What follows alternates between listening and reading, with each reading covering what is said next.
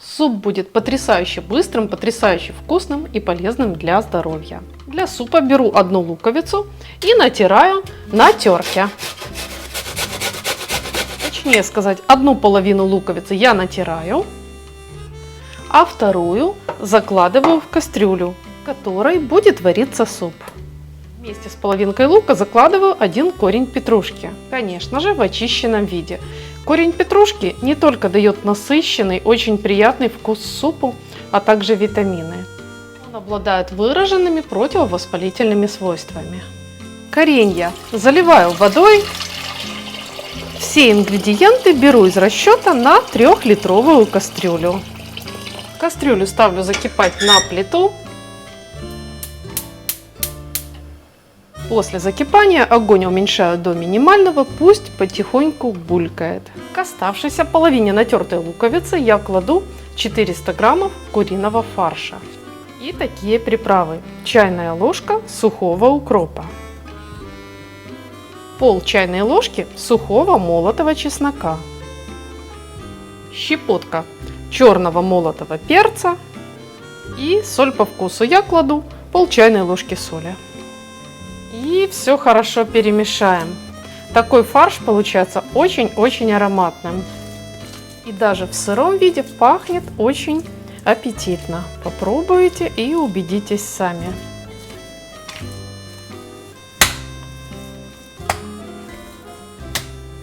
Из фарша будем делать небольшие фрикадельки.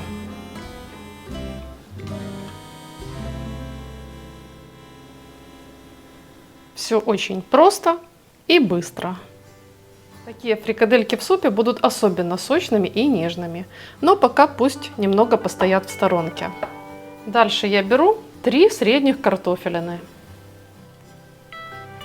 Картошку нарезаю небольшими кубиками.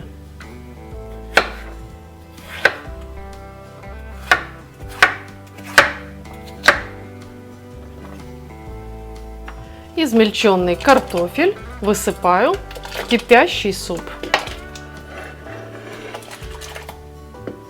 Пусть покипит 5 минут. Через 5 минут нежные куриные фрикадельки бросаю в суп. Вместе с фрикадельками я закладываю в суп один небольшой лавровый лист и пару душистых перцев горошком. Суп продолжаем варить на небольшом огне. Сразу же после закипания супа с фрикадельками я беру 2 моркови.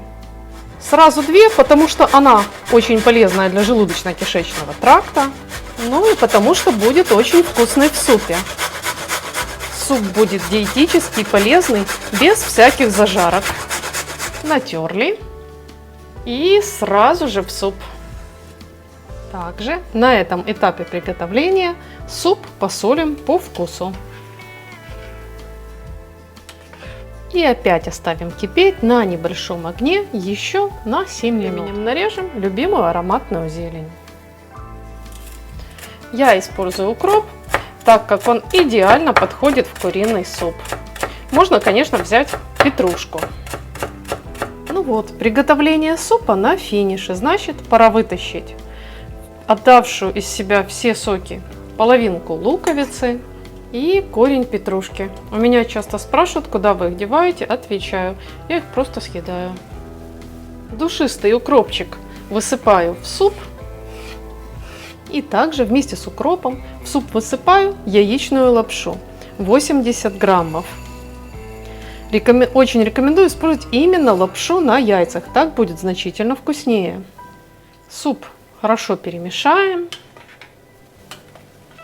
и дадим ему покипеть под крышкой еще всего лишь 1 минуту, чтобы лапша сохранила свою форму. Затем огонь на плите выключим, а затем, не открывая крышку, дадим супу постоять еще 5 минут.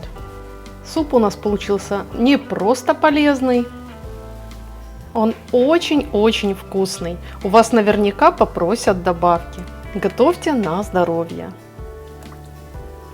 А также я рекомендую вам сразу подписаться на канал и нажать колокольчик, чтобы вы могли видеть и другие простые, вкусные, интересные рецепты. Хочу вас поблагодарить за ваш лайк под видео. Также за ваше доброе мнение в комментариях. Я, как всегда, хочу пожелать вам крепкого здоровья, пусть небо будет мирным, а новости только хорошими. Как всегда, мы с вами увидимся в следующем вкусном видео.